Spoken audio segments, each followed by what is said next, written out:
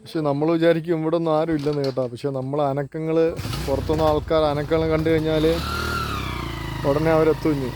ഇപ്പോൾ തന്നെ ഒരു ബൈക്കിൽ ഒരാൾ വന്നായിരുന്നു. എൻ്റെ കൂടെ ഒരു സെക്യൂരിറ്റി ആൾ ഉള്ളതുകൊണ്ട് പിന്നെ കുഴപ്പമില്ല. അവരെല്ലാം ഒരു പുള്ളിയെന്ന് പറഞ്ഞ് ഞങ്ങളെല്ലാം ഒരു ഫാമിലി കാറാണെന്നാണ് പറഞ്ഞത്. ഓക്കെ, അപ്പോൾ കണ്ടില്ല ചെടി കണ്ടില്ലേ? ഇവർക്ക് കൃഷിപരമായിട്ട് വലിയ ഇതൊന്നുമില്ല, മനസ്സിലായല്ലേ? പിന്നെ ചെറിയ ചെറിയ കുറച്ച് പപ്പായ, ഇത് അവരുടെ ചെറിയ നമ്മുടെ ഈ ഇവിടെ കുറേ പിന്നെ ഏത്തപ്പഴമുണ്ട്. ഏത്തപ്പഴമല്ല, വാഴ തൈകളുണ്ട്. അപ്പോൾ ഈ ഒരു ചെറിയൊരു ഷെഡ് പിന്നെ അവരിങ്ങനെ ഇവിടെ ഷെഡ് അടിച്ചിട്ടിട്ടുണ്ട്.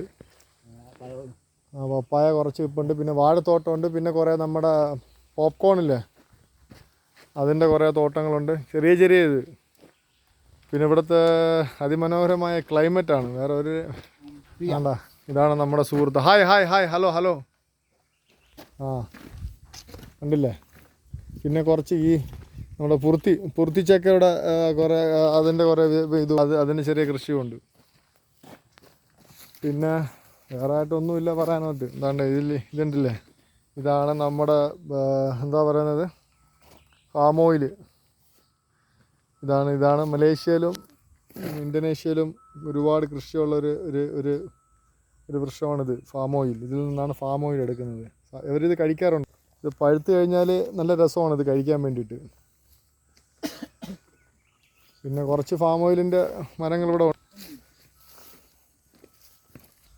ഇതാണ് നമ്മുടെ ഒരു ഉള്ളി കണ്ട. ഇതിനകത്തൊക്കെ ഫാം ഓയിലും പിന്നെ ചെറിയ പുറുത്തിയില്ലേ, പൈനാപ്പിൾ ആണ് കുറച്ചൊക്കെ അതിനകത്ത് കാണാം. ചെറിയൊരു കൃഷിയാണിത്.